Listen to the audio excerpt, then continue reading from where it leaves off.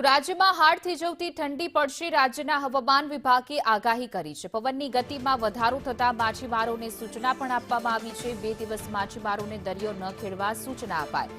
પવનની ગતિ 40 થી 50 કિલોમીટરની ઝડપે પવન ફૂંકાશે. ઉત્તર પૂર્વના પવનો ફૂંકાતા ઠંડીનો ચમકારો યથાવત રહેશે. ઉત્તર પૂર્વના પવનોને લીધે જ વાદળછાયું વાતાવરણ પણ રહેવાની આગાહી છે. તો ઉત્તર અને દક્ષિણ ગુજરાતમાં પવન વધુ રહેવાની શક્યતા છે. કમોસમી વરસાદની શક્યતા નહીવત છે, પરંતુ ક્યાંક ને ક્યાંક વાદળછાયું વાતાવરણ રહેશે.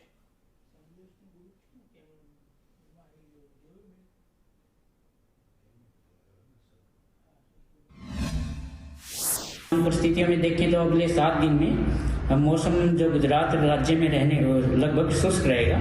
बारिश की संभावना अभी नहीं है. और दूसरे अगर टेम्परेचर की बात करें तो अगले 2 दिन में इनमें 2 से 3 डिग्री की उत्तरोत्तर वृद्धि की संभावना है. उसके बाद 24 घंटे के दौरान 3 से 5 डिग्री फॉल होने की उम्मीद है. उसके बाद फिर से 2 से 3 डिग्री बढ़ोतरी